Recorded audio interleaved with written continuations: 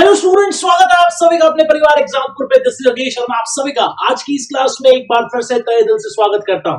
तो कैसे हैं आप सभी? उम्मीद कर रहा हूं कि आप सभी बहुत अच्छे हैं और कहीं ना कहीं होली के साथ साथ आप पढ़ाई पर भी उतना ही ध्यान दे रहे हैं जितना होली आपके लिए इंपॉर्टेंट है। So wish you all again student, मैं उम्मीद करूंगा कि आप सभी को होली की ढेर सारी शुभकामनाएं और होली का त्योहार आपने बहुत अच्छे से मनाया है या कुछ अभी शायद मना रहे होंगे, क्योंकि पता नहीं कब तक ये सेलिब्रेशन चलता है, आई डोंट नो। बट कहीं ना कहीं पढ़ाई बिल्कुल मिस नहीं होनी चाहिए, क्योंकि पढ़ाई आपके लिए उतनी ही इंपॉर्टेंट है जितना इंपॉर्टेंट ये त्योहार है स्टूडेंट। तो कहीं ना कहीं आप सभी जानते हैं कि मिशन 1000 सिलेक्शन की हमारी क्लासेस चल रही है, जिसमें हमने ये डिसीजन लिया है कि हम आपको बिल्कुल फ्री ऑफ कॉस्ट कुछ ऐसी क्लासेस पहुंचाएंगे, कुछ ऐसे टॉपिक्स पहुंचाएंगे जो आपके लिए सबसे ज्यादा इंपॉर्टेंट रोल प्ले करते हैं। कहीं ना कहीं आप ये भी बात जानते हैं कि हमने अभी तक अपने दो बहुत ही शानदार चैप्टर्स यहां पे डिस्कस करे हैं। One is units and measurement, इकाई और उनके मापक, और दूसरा है स्टूडेंट लाइट यानी कि प्रकाश।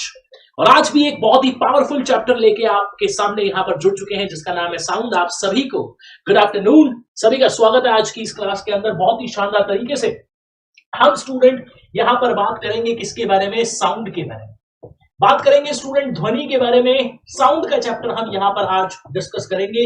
कुछ शानदार क्वेश्चंस हम यहां पर डिस्कस करेंगे, कुछ शानदार नोट्स हम यहां पर तैयार करेंगे जो कि ध्वनि के चैप्टर से जुड़े हुए हैं, यानी कि साउंड के चैप्टर से जुड़े हुए हैं। अपने साथ एक नोटबुक और पेन जरूर ले लीजिएगा ताकि आप ये सारे कंसेप्ट को लिख पाए, समझ पाए और उन्हें बहुत ही अच्छे तरीके से यहां पर आज हम डिस्कस करेंगे। देखिएगा स्टूडेंट, अगर हम साउंड के बारे में बात करें तो सबसे पहला कंसेप्ट तो यही बनता है कि साउंड है क्या। सबसे पहले तो हमें यह पता होना चाहिए कि ध्वनि क्या है। तो आप सभी जानते हैं ध्वनि क्या है? ऊर्जा है। ध्वनि क्या है स्टूडेंट? एक ऊर्जा है, एक एनर्जी है जो हमें सुनने में मदद करती है, जो हमें सुनने में मदद करती है, which help us in hearing. तो सिंपल सी बात कर रहे हैं, ध्वनि क्या है? एक ऊर्जा है जो हमें सुनने में मदद करती है, which help us in hearing, जो हमें सुनने में मदद करती है। ये हमें क्या कर रही है भाई? सुनने में मदद कर रही है, सुनने में मदद करती है। और आपको ये भी पता है कि हमारे कानों की श्रव्यता सीमा कितनी होती है, हमारे कानों की सुनने की क्षमता कितने से कितने के बीच की है। तो आपको पता है हमारे कानों की सुनने की क्षमता 20 हर्ट्ज से लेकर 20,000 हर्ट्ज तक की है। हम कितने से कितने के बीच की ध्वनि सुन सकते हैं? तो आपको पता है स्टूडेंट, हम 20 हर्ट्ज से लेकर 20,000 हर्ट्ज तक की आवृत्ति की ध्वनि सुन सकते हैं। आपको पता है ना स्टूडेंट, ये जो HZ यहां पर लिखा है इसका मतलब है हर्ट्ज। क्या मतलब है? हर्ट्ज। और अगर हम बात करें हर्ट्ज के बारे में, तो जो हर्ट्ज होता है स्टूडेंट, वो फ्रीक्वेंसी की SI यूनिट होती है, आवृत्ति की SI यूनिट है। किसकी SI यूनिट है? फ्रीक्वेंसी की SI यूनिट है। तो अगर मैं आपसे पूछ लूं स्टूडेंट की आवृत्ति की SI यूनिट क्या है, तो आप कहेंगे SI unit of frequency is hertz. हमारे कानों की सुनने की क्षमता कितनी है, ऑडिबल रेंज कितनी होती है, तो आप कहेंगे 20 हर्ट्ज टू 20,000 हर्ट्ज। हमारे कानों की श्रव्यता सीमा कितनी है, हमारे कानों को कितने से कितने के बीच की ध्वनि की आवृत्ति सुनाई देती है, तो आंसर बनता है 20 हर्ट्ज से लेकर 20,000 हर्ट्ज तक की आवृत्ति की ध्वनि हम सुन सकते हैं। मतलब ना ही हम 20 हर्ट्ज से कम की आवृत्ति की ध्वनि को सुन सकते हैं और ना ही हम 20,000 हर्ट्ज से ज्यादा की आवृत्ति की ध्वनि को सुन सकते हैं। तो क्वेश्चन बनता है कि अगर ध्वनि की आवृत्ति फ्रीक्वेंसी 20 हर्ट्ज से कम की है, यदि आवृत्ति 20 हर्ट्ज से कम की है तो उसे क्या कहते हैं? यदि ध्वनि की आवृत्ति 20 हर्ट्ज से कम की है तो उसे क्या कहते हैं? एक क्वेश्चन बनता है स्टूडेंट, यदि ध्वनि की फ्रीक्वेंसी आवृत्ति 20,000 हर्ट्ज से ज्यादा की है तो उसे हम किस नाम से जानते हैं? यदि ध्वनि की आवृत्ति 20,000 हर्ट्ज से ज्यादा की है तो हम उसे किस नाम से जानते हैं? तो स्टूडेंट ध्यान देंगे इस बात पर, यदि ध्वनि की आवृत्ति 20 हर्ट्ज से कम की है तो हम उसे इंफ्रासोनिक साउंड कहते हैं, तो हम उसे अवश्रव्य ध्वनि कहते हैं। क्या कहते हैं? अवश्रव्य ध्वनि। Then it is known as infrasonic. और यदि ध्वनि की आवृत्ति 20,000 हर्ट्ज से ज्यादा की है तो उसे कहा जाता है अल्ट्रासोनिक, उसे कहा जाता है स्टूडेंट प्राश्रव्य ध्वनि।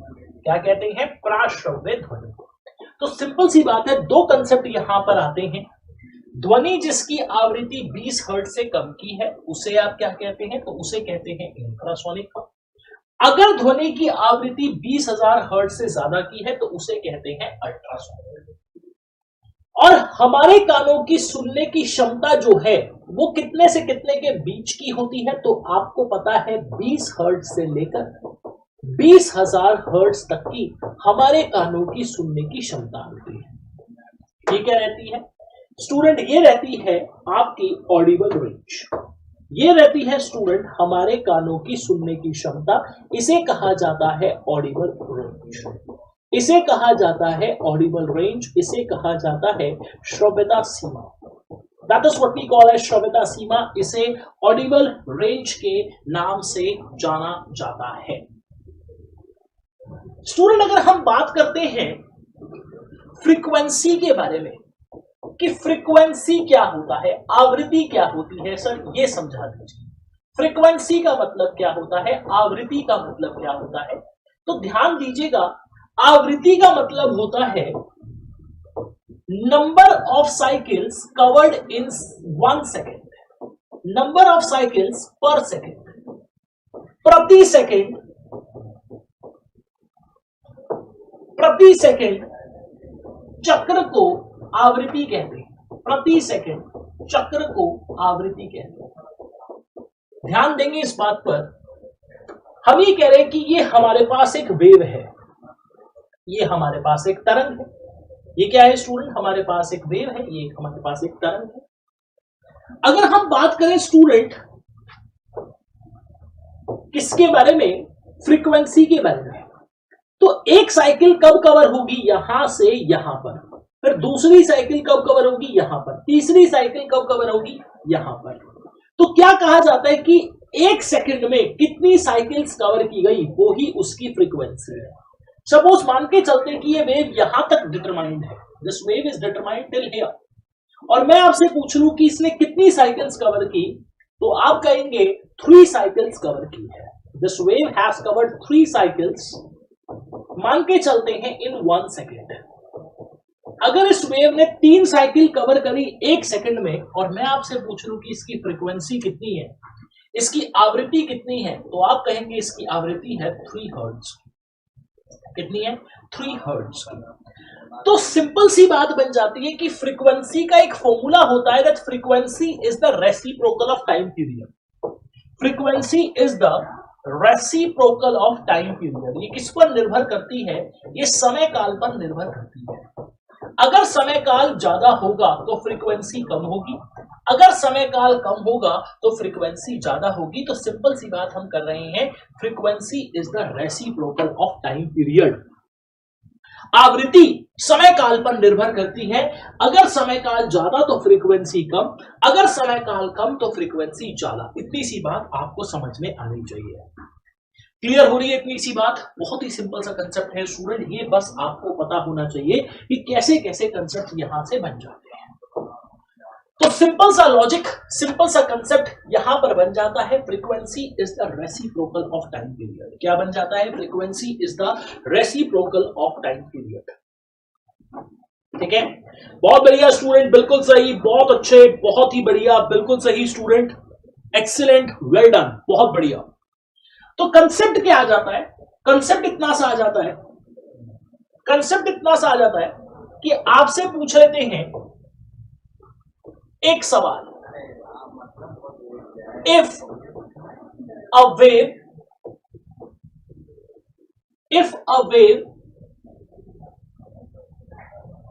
has a time period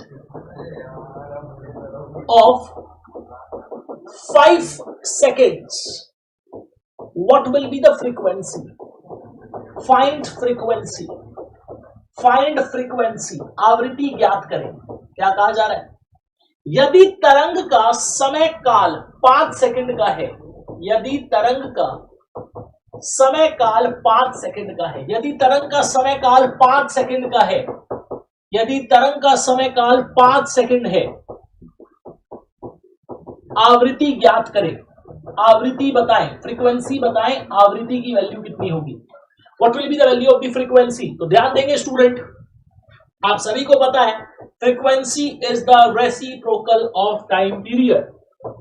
frequency किस पर निर्भर करती है? समय काल पर निर्भर करती है। किस पर निर्भर करती है?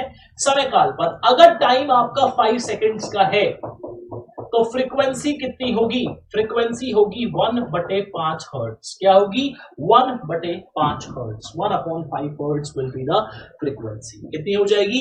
1/5 hertz will be the frequency. Are you getting my point or not? Concept समझ में आ रहा है कि नहीं आ रहा? इतनी सी बात बताइएगा, फ्रीक्वेंसी कितनी आ जाएगी? 1/5 हर्ट्ज। ठीक है, चलो आगे चलेंगे। यहां तक की बात भी अगर आपको क्लियर है तो आपने एक टर्म सुना होगा जिसे हम कहते हैं पिच। एक टर्म यूज होता है पिच। पिच का मतलब क्या होता है भाई? पिच का मतलब होता है श्रिलनेस और sharpness of the sound. Shrillness और sharpness of the sound. Pitch का मतलब होता है श्रिलनेस और sharpness of the sound. Pitch क्या है भाई? पिच का मतलब होता है तारतम्य। कहते हैं ना, लड़कियों की आवाज की जो पिच होती है वो लड़कों की आवाज की पिच से ज्यादा होती है। उनकी आवाज थोड़ी सी तीखी सी होती है। ठीक है, तो आपको पता है तारतम्य का मतलब क्या होता है? ध्वनि का वह गुण, लिख लीजिएगा, ध्वनि का वह गुण जिससे ध्वनि के मोटा या पतला होने के बारे में पता चलता है। जिससे ध्वनि का मोटा या पतला होना पता चलता है। मोटा या पतला होने के बारे में पता चलता है। पतला होना पता चलता है, उसी को तारतम्य कहते हैं। उसी को तारतम्य कहते हैं। और ये बात जरूर मेंशन कर दीजिएगा कि गर्ल्स की वॉइस की जो पिच होती है, लड़कियों की आवाज की जो पिच होती है, ठीक है, लिख लीजिएगा, गर्ल्स की आवाज की पिच लड़कियों की आवाज का तारतम्य लड़कों की आवाज के तारतम्य से ज्यादा होता है। लड़कों की आवाज के तारतम्य से ज्यादा होता है। लड़कों के आवाज की तारतम्य से ज्यादा होता है। तो गर्ल्स की आवाज की जो पिच होती है वो लड़कों की आवाज की पिच से क्या होती है भाई? ज्यादा होती है। सिंपल सी बात हम कर रहे हैं। ठीक है, इसी का जो कंसेप्ट है उसी को हम क्या कह रहे हैं? पिच के नाम से जान रहे हैं। इसी को हम तारतम्य के नाम से जानते हैं। और पूछा जाता है स्टूडेंट की जो पिच है ना, ध्वनि का जो तारतम्य है वो किस पर निर्भर करता है? तो लिख लीजिएगा, पिच डिपेंड्स ऑन फ्रीक्वेंसी। अभी अभी हमने बात करी है फ्रीक्वेंसी के बारे में। तो पिच किस पर निर्भर करती है? पिच निर्भर करती है फ्रीक्वेंसी पर। ध्वनि का तारतम्य आवृत्ति पर निर्भर करती है। ध्वनि का तारतम्य आवृत्ति पर निर्भर करती है। किस पर निर्भर करती है? आवृत्ति पर। कैसे निर्भर करती है? तो देखिएगा, अगर ध्वनि की फ्रीक्वेंसी ज्यादा है तो पिच भी ज्यादा होगी। अगर ध्वनि की फ्रीक्वेंसी कम है तो पिच भी कम होगी। तो सिंपल सी बात है, फ्रीक्वेंसी ज्यादा पिच भी ज्यादा, फ्रीक्वेंसी कम पिच भी कम। तो इतनी सी बात अगर आपको समझ में आ गई तो आप कंसेप्ट को बहुत ही अच्छे से कर पाएंगे। तो समझ लीजिएगा स्टूडेंट कि अगर हम बात करते हैं पिच के बारे में तो पिच जो होती है वो फ्रीक्वेंसी पर निर्भर करती है। अगर किसी आवाज की फ्रीक्वेंसी ज्यादा है तो उसकी पिच भी ज्यादा होगी। अगर फ्रीक्वेंसी कम है तो पिच भी कम होगी। तो पिच किस पर निर्भर कर रही है? फ्रीक्वेंसी पर। और कैसे निर्भर कर रही है? डायरेक्टली निर्भर करती है। स्टूडेंट, जैसे आपने पिच के बारे में बात करी वैसे ही एक और भौतिक राशि होती है जिसे हम कहते हैं लाउडनेस, जिसे कहा जाता है ध्वनि की प्रबलता। क्या कहते हैं?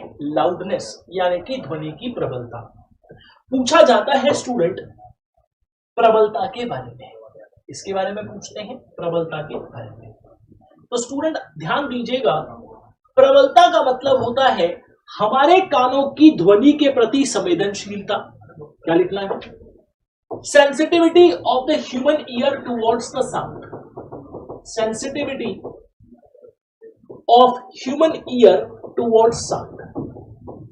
Sensitivity of human ear towards sound, हमारे कानों की ध्वनि के प्रति संवेदनशीलता। लिख लीजिएगा, हमारे कानों की ध्वनि के प्रति संवेदनशीलता। हमारे कानों की ध्वनि के प्रति संवेदनशीलता, कि हमारे कान ध्वनि के प्रति कितने संवेदनशील है। क्या कहलाती है? प्रबलता कहलाती है, लाउडनेस कहलाती है। लाउडनेस के बारे में बात करें तो स्टूडेंट लाउडनेस जो है वो एम्पलीट्यूड पर निर्भर करती है। जैसे अभी मैं बोल रहा हूं, समझे? एम्पलीट्यूड बढ़ा तो लाउडनेस भी बढ़ती है, एम्पलीट्यूड घटा तो लाउडनेस भी घटती है। इतनी सी बात समझ लीजिएगा कि ध्वनि की प्रबलता आयाम पर निर्भर करती है। ध्वनि की प्रबलता आयाम पर अफेक्ट करती है। अगर किसी ध्वनि का एम्पलीट्यूड ज्यादा है तो उसकी लाउडनेस भी ज्यादा होगी, अगर एम्पलीट्यूड कम है तो लाउडनेस भी कम होगी। यानी कि दोनों के बीच में डायरेक्ट रिश्ता है। एम्पलीट्यूड बढ़ा तो लाउडनेस भी बढ़ेगी, एम्पलीट्यूड घटा तो लाउडनेस भी घटेगी। और सिंपल सी बात हमेशा याद रखिएगा कि ध्वनि की गुणवत्ता का अगर हमें पता करना है, अगर हमें पता करना है कि ध्वनि अच्छी क्वालिटी की है भी या नहीं, तो कैसे पता चलेगा ध्वनि की क्वालिटी के बारे में, ध्वनि की गुणवत्ता के बारे में? तो ध्वनि की गुणवत्ता को जज करने के लिए हम दो पैरामीटर्स की मदद लेते हैं, जो अभी अभी हमने पढ़ा है। हम दो पैरामीटर का सहारा लेते हैं, दो भौतिक राशियों की मदद से हम इस बात को जान पाते हैं। स्टूडेंट, पहली भौतिक राशि है जिसका नाम है लाउडनेस, जिसका नाम है प्रबलता, और दूसरी भौतिक राशि है जिसका नाम है पिच, यानी कि तारतम्य। पिच यानी कि तारतम्य। तो सिंपल सी बात कर रहे हैं, दो भौतिक राशियां हैं, one is loudness, another one is pitch. One is loudness, another one is pitch. ध्वनि की प्रबलता और ध्वनि का तारतम्य। तो अगर हमें ध्वनि की गुणवत्ता के बारे में पता करना है तो उसके लिए दो भौतिक राशियों की मदद ली जाती है, one is loudness, another one is pitch. ठीक है, इसी से हम पता करते हैं कि ध्वनि अच्छी क्वालिटी की है भी या नहीं। और अब जो लाउडनेस होती है उसे कौन प्रभावित करता है? उसे प्रभावित करता है एम्पलीट्यूड। लाउडनेस किससे प्रभावित होती है? आयाम से प्रभावित होती है। अगर एक ध्वनि का आयाम ज्यादा है तो उसका लाउडनेस भी ज्यादा है, आयाम कम है तो लाउडनेस भी कम होगा। ऐसे स्टूडेंट, अगर मैं पिच के बारे में आपसे पूछ लूं तो ध्यान दीजिएगा स्टूडेंट कंसेप्ट के ऊपर, कि जो पिच होती है वो फ्रीक्वेंसी से प्रभावित होती है। जो पिच होती है वो आवृत्ति से प्रभावित होती है। अगर एक ध्वनि की आवृत्ति ज्यादा है तो उसकी पिच भी ज्यादा होगी, अगर एक ध्वनि की आवृत्ति कम है तो उसकी पिच भी कम होगी। इतनी सी बात आपके कंसेप्ट्स में शामिल होती है। स्टूडेंट, इतनी सी बात आपके कंसेप्ट्स में शामिल होती है। मेरा कहने का मतलब बस इतना सा है आपके साथ कि आपको कोई भी कमी नहीं छोड़नी है, सारे टूल्स आपके पास होने चाहिए, सारे हथियार आपको रेडी करने हैं। समझ रहे हैं स्टूडेंट क्वेश्चन को? देखिएगा, फिर आपसे क्या पूछ लेते हैं, कंसेप्ट आ जाता है गूंज का। कंसेप्ट पूछा जाता है गूंज का, प्रतिध्वनि के बारे में। साउंड के चैप्टर में एक और अच्छा सा कंसेप्ट है गूंज का। कंसेप्ट तो बहुत सारे हैं, बस मैं आपको सबसे इंपॉर्टेंट कंसेप्ट करवा रहा हूं क्लास के दौरान। ठीक है, पूछा जाता है गूंज सुनने के लिए एको, यानी कि multiple reflection of the sound. Echo का मतलब क्या होता है? लिख लीजिएगा, multiple reflection of the sound, यानी कि ध्वनि का टकराकर बार बार सुनाई देना। ध्वनि का टकराकर बार बार सुनाई देना। ध्वनि का टकराकर बार बार सुनाई देना गूंज कहलाता है। ध्वनि का टकराकर बार बार सुनाई देना गूंज कहलाता है। क्या कहलाता है? गूंज कहलाता है, एको कहलाता है। स्टूडेंट, अगर हम गूंज के बारे में बात कर रहे हैं तो गूंज सुनने की एक सबसे इंपॉर्टेंट आवश्यक शर्त होती है। वो शर्त क्या है स्टूडेंट? वो ये होती है कि अगर ये सोर्स है, अगर ये सोर्स है, स्रोता है, ठीक है, ये क्या है? स्रोत है, और ये किसी पहाड़ी पर चला गया। आपको पता है ना, अगर कोई हम खाली कमरे में जाते हैं तो हमें अपनी ही आवाज बार बार सुनाई देती है। जैसे एग्जाम्पल समझ रहे हैं? इसी को तो गूंज कहते हैं। इसी को क्या कहते हैं? गूंज कहते हैं, एको कहते हैं। तो एको का मतलब होता है ध्वनि का टकराकर बार बार सुनाई देना, multiple reflections of the sound. Student, जब ध्वनि टकराकर बार बार सुनाई दे तो उसी को हम गूंज के नाम से जानते हैं। उसी को क्या कहते हैं? गूंज कहते हैं। उसी को हम एको के नाम से जानते हैं। स्टूडेंट, गूंज सुनने की सबसे आवश्यक शर्त क्या होती है? भाई, गूंज सुनने की सबसे आवश्यक शर्त होती है कि जहां से साउंड प्रोड्यूस हो रही है और जहां से साउंड टकराकर वापस आ रही है, ये क्या है? ऑब्स्टेकल है, प्रावर्तक सतह है, प्रावर्तक पृष्ठ है, प्रावर्तक पृष्ठ है भैया, जहां से साउंड टकराकर वापस आएगी। तो सोर्स और ऑब्स्टेकल के बीच का कम से कम डिस्टेंस, भाई मिनिमम डिस्टेंस इन दोनों के बीच का क्या कहा जा रहा है? मिनिमम डिस्टेंस, कम से कम दूरी। मिनिमम डिस्टेंस पूछा जाता है कितना होना चाहिए, कम से कम दूरी कितनी होनी चाहिए इन दोनों के बीच में। कम से कम दूरी कितनी होनी चाहिए? तो भाई कम से कम दूरी इनकी होनी चाहिए 17.2 मीटर की। कितनी होनी चाहिए? 17.2 मीटर की। किस तापमान पर? 20 डिग्री सेल्सियस के तापमान पर। किस तापमान पर? 20 डिग्री सेल्सियस के तापमान पर। तो जहां से साउंड प्रोड्यूस हो रही है और जहां से साउंड टकराकर वापस आ रही है, उनके बीच में कम से कम डिस्टेंस 17.2 मीटर का होना चाहिए 20 डिग्री सेंटीग्रेड के तापमान पर। तो हमें गूंज सुनाई देगी। तब हमें स्टूडेंट क्या होगा? गूंज सुनाई देगी। तब हम एको को सुन पाएंगे, तब हमें गूंज सुनाई देगी। तो कम से कम दूरी 17.2 मीटर की होनी चाहिए, ज्यादा कितनी भी हो सकती है। पूछा जाता है गूंज सुनने के लिए जहां से साउंड प्रोड्यूस हो रही है और जहां से साउंड टकराकर वापस आ रही है, उन दोनों के बीच में कम से कम दूरी कितनी होनी चाहिए? What should be the minimum distance between the two? The answer is going to be 17.2 metre. 17.2 metre का होना चाहिए। ऑप्शन आ जाएंगे 17, 18, 19, 20। तो किस पे टिक करोगे? 17 पे करोगे भाई। क्लोजेस्ट आंसर पे हमेशा टिक लगाया जाता है।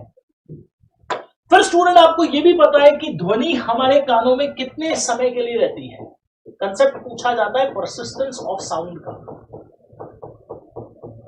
इसका पूछा जाता है परसिस्टेंस ऑफ साउंड, मतलब ध्वनि हमारे कानों में, ध्वनि कानों में कितने समय के लिए रहती है? कितने समय के लिए रहती है? समय के लिए रहती है। कितने समय के लिए रहती है हमारे कानों में? ध्वनि हमारे कानों में कितने समय के लिए रहती है? Persistence of sound in the human ear. क्या पूछ रहे हैं? ध्वनि हमारे कानों में, हमारे ईयर में कितने समय के लिए रहती है? हमारे कान में ध्वनि कितने समय के लिए रहती है? जैसे आपको याद होगा, लाइट के चैप्टर में हमने पढ़ा था परसिस्टेंस ऑफ विजन, मतलब किसी भी वस्तु का प्रतिबिंब हमारी आंखों के सामने कितनी देर के लिए बनता है। तब आपका आंसर क्या आता है? तब आपका आंसर क्या आता है? तो आपको पता है 1/16 पर अगर मैं आपसे पूछ लूं कि ध्वनि हमारे कानों में कितने समय के लिए रहती है, ध्वनि हमारे कानों में कितने समय के लिए रहती है, जल्दी से एक बार कमेंट करके फटाफट से बताएंगे। ध्वनि हमारे कानों में कितने समय के लिए रहती है? What is the persistence of the sound in the human ear? हमारे कानों में ध्वनि कितने समय के लिए रहेगी? कितने समय के लिए ध्वनि हमारे कानों में रहती है? What will be the persistence of the sound for the human ear? तो ध्यान दीजिएगा स्टूडेंट, आंसर बनता है 1/10 seconds। क्या बनता है? 1/10 सेकेंड, यानी कि 0.1 सेकेंड के लिए ध्वनि हमारे कानों में रहती है। जैसे अभी आप मेरी आवाज सुन रहे हो, तो मेरी आवाज आपके कानों में सिर्फ और सिर्फ 0.1 सेकेंड के लिए रहेगी। कितना टाइम के लिए रहेगी? सिर्फ और सिर्फ 0.1 सेकेंड के लिए रहेगी। फिर स्टूडेंट आपको यह भी पता है कि एक बहुत ही अच्छा कंसेप्ट आता है एग्जाम में, जिसका इस्तेमाल किया जाता है समुद्र की गहराई मापने में। कंसेप्ट क्या बन जाता है कि अगर हमें समुद्र की गहराई मापनी है, अगर हमें डेप्थ ऑफ द सी को मेजर करना है, क्या कहा जाता है? समुद्र की गहराई मापनी है। कंसेप्ट आएगा, हमें समुद्र की गहराई मापनी है, डेप्थ ऑफ सी को मेजर करना है। लिखते चलिएगा स्टूडेंट, ये सारे कंसेप्ट आपके साउंड के चैप्टर का निचोड़ है पूरे। समुद्र की गहराई, डेप्थ ऑफ द सी को मेजर करना है। तो आपको पता है कि अगर हम बात करें तो शिप के नीचे दो डिवाइस को फिट किया जाता है।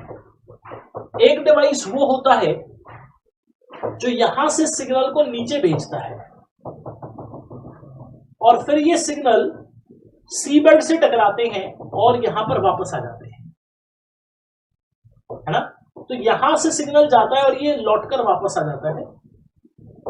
तो अगर हम बात करें समुद्र की गहराई के बारे में, डेप्थ ऑफ सी के बारे में, तो समुद्र की गहराई को कैसे मापा जाता है? तो भाई देखिएगा, समुद्र की गहराई को मापने के लिए, समुद्र की गहराई को मापने के लिए एक यूनिट का इस्तेमाल करते हैं।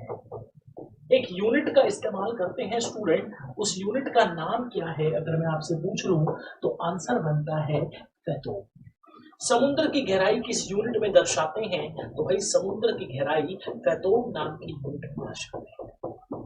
समुद्र की गहराई फैथोम नाम की यूनिट में दर्शाते हैं। तो अगर मैं आपसे पूछ लूं कि आपको समुद्र की गहराई मापनी है, आप कौन से यूनिट में मापेंगे? आंसर बनता है क्या? आंसर बनेगा हम उसे फैथोम में मापेंगे। फिर आपसे क्वेश्चन पूछा जाता है, कौन से यंत्र से आप इसे मापेंगे? कौन से इंस्ट्रूमेंट से आप समुद्र की गहराई मापेंगे? जल्दी से कमेंट कर दो, कौन सा इंस्ट्रूमेंट होगा, कौन सा यंत्र है जिससे समुद्र की गहराई मापी जाती है? कौन सा वो यंत्र है, कौन सा वो इंस्ट्रूमेंट है जिससे समुद्र की गहराई को मापा जाएगा?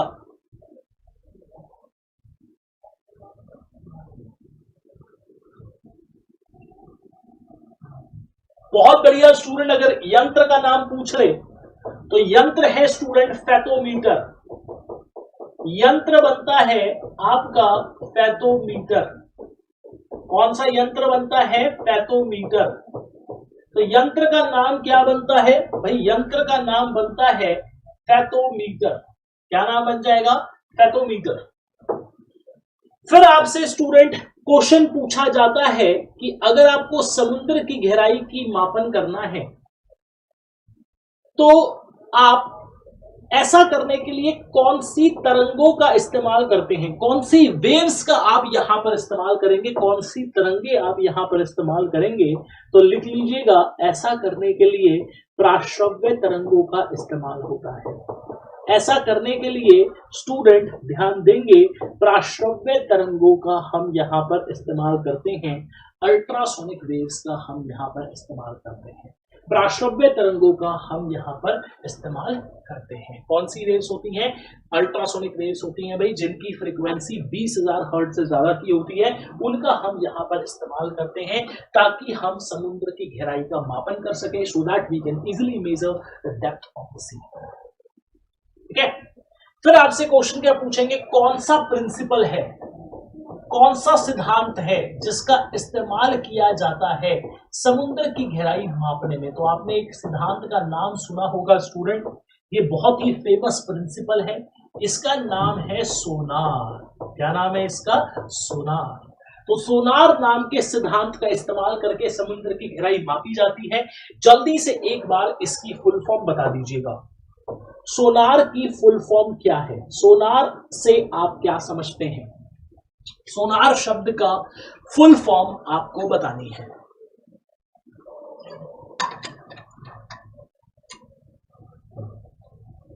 बताएंगे स्टूडेंट, सोनार शब्द की फुल फॉर्म क्या होगी? What will be the full form of sonar? Sonar शब्द से आप क्या समझते हैं स्टूडेंट? तो ध्यान देंगे, सोनार की फुल फॉर्म में एसओ से आता है साउंड, एन से आता है नेविगेशन, ए से आता है एंड, और आर से आता है रेंजिंग। ये क्या बन जाता है? Sound, navigation and ranging. क्या बन जाता है student? Sound, navigation and ranging. तो सोनार की फुल फॉर्म बनती है sound, navigation and ranging. Student, इस सिद्धांत का प्रयोग किया जाता है ताकि हम समुद्र की गहराई माप सकें। साथ ही साथ मैं आपको बता दूं कि न केवल इस सिद्धांत का प्रयोग समुद्र की गहराई मापने में करते हैं, न केवल इसका प्रयोग समुद्र की गहराई के मापन में करते हैं, बल्कि साथ ही साथ इसका इस्तेमाल किया जाता है not only to measure the depth of the sea, इसका इस्तेमाल चमगादड़ भी करती है।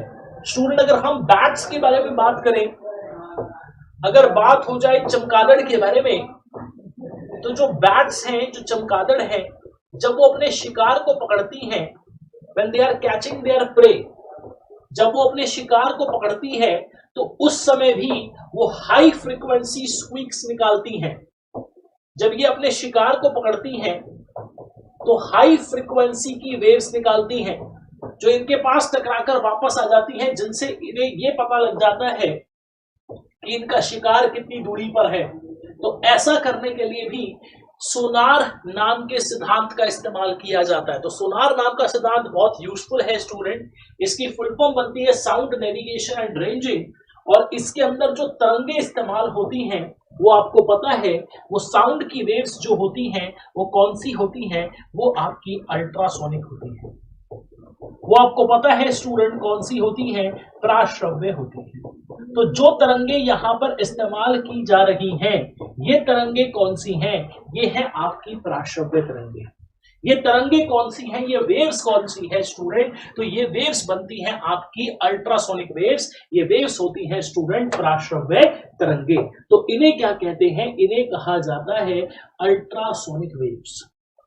इन्हें कहते हैं प्राश्रव्य तरंगे। क्या कह देते हैं? प्राश्रव्य तरंगे। ठीक है स्टूडेंट, जल्दी से बता दीजिए कमेंट करके कि यहां तक की बात आपको क्लियर हुई है कि नहीं हुई है। ये सारे कंसेप्ट्स बहुत इंपॉर्टेंट है और कहीं ना कहीं आपके एग्जाम में इन सभी से प्रश्न पूछा जाता है, इन सभी से कंसेप्ट्स आपसे पूछ लिए जाते हैं। ठीक है स्टूडेंट, जैसे सोनार इंपॉर्टेंट है, वैसे ही आपने एक और सिद्धांत सुना होगा जिसका नाम बनता है रडार। क्या बनता है? रडार। सोनार की फुल फॉर्म तो होती है साउंड, नेविगेशन एंड रेंजिंग। अगर मैं आपसे पूछ लूं रडार की फुल फॉर्म क्या है, तो आर से आता है रेडियो। क्या आता है? रेडियो। डी से आता है स्टूडेंट डिटेक्शन, ए से आता है एंड, और आर से आ जाता है रेंजिंग। तो इसकी फुल फॉर्म बन जाती है रेडियो डिटेक्शन एंड रेंजिंग। क्या बन जाती है? Radio detection and ranging. ये है आपका रडार।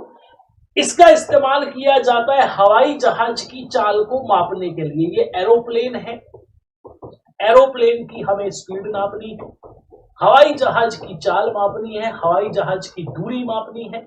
तो इसके लिए जो सिद्धांत हम इस्तेमाल करेंगे वो रडार है। और रडार में जो तरंगे इस्तेमाल हो रही हैं, जो वेव्स यूज हो रही हैं, वो तरंगे कौन सी हैं? वो तरंगे हमारी रेडियो वेव्स हैं। वो तरंगे कौन सी हैं? आपकी रेडियो वेव्स हैं। तो उम्मीद करूंगा कि स्टूडेंट आपको कंसेप्ट बहुत अच्छे से समझ में आया होगा। साउंड के चैप्टर में हमने बहुत कुछ देखेगा, ये देखिएगा इतना कुछ आज की क्लास में हमने यहाँ पर डिस्कस किया है। उम्मीद कर रहा हूँ कि ये सारे कंसेप्ट्स आपको बहुत अच्छे से क्लियर हुए हैं और आप इन सभी को बहुत ही अच्छे से रिवाइज कर लेंगे। स्टूडेंट, ये सारी क्लासेस जो हैं आपकी ये मिशन 1000 प्लस सिलेक्शन का हिस्सा बनती है। ठीक है, मिशन 1000 प्लस सिलेक्शन का आपका ये पार्ट है, जिसमें हम फ्री ऑफ कॉस्ट YouTube पर आपको वीडियो लेक्चर्स प्रोवाइड करा रहे हैं, ताकि आप कहीं ना कहीं इन सभी कंसेप्ट्स को, जो सबसे ज्यादा इंपॉर्टेंट कंसेप्ट है, क्रक्स है पूरे चैप्टर के, वो आप बहुत ही अच्छे से कर ले, तैयारी कर ले इनकी। एक बार दोबारा से बता दूं स्टूडेंट की ये क्लास आपकी हर रोज ट्यूसडे थर्सडे सैटरडे अगर हम बात करें 3 बजे लाइव होती है, तो मेक श्योर कि आप क्लास के साथ जुड़ना बिल्कुल मत भूलिएगा।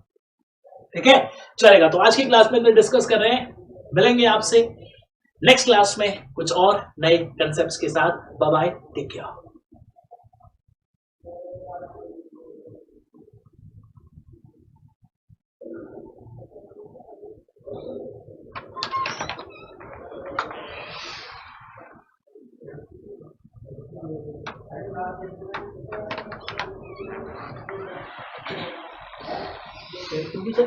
हाँ, किस पे चलती है? ये रिकॉर्डिंग हुई है।